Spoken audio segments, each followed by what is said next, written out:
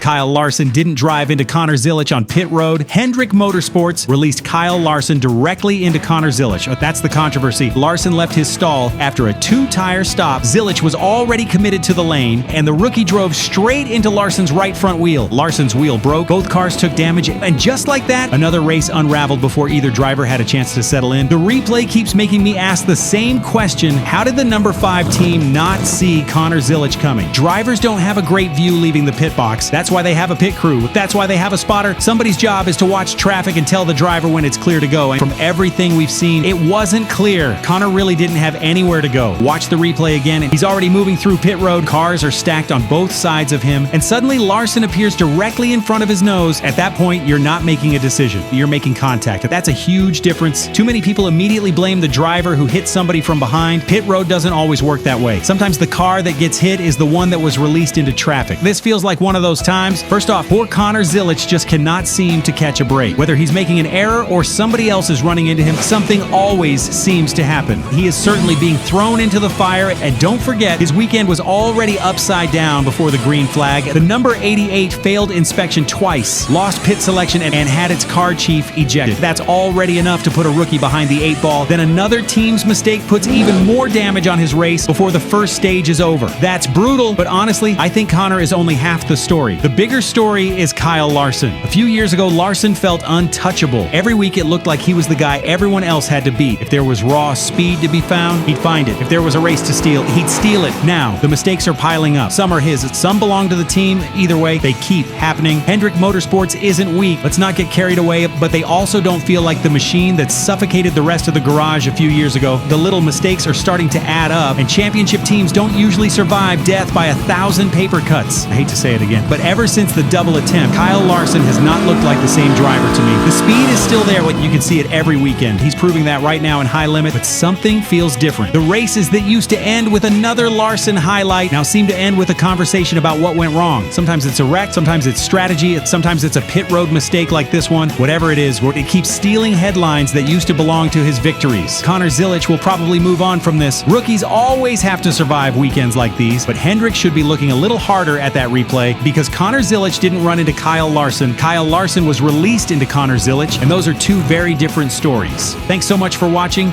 and while you're here, if you enjoyed the video, hit the like and bell icon to support the channel.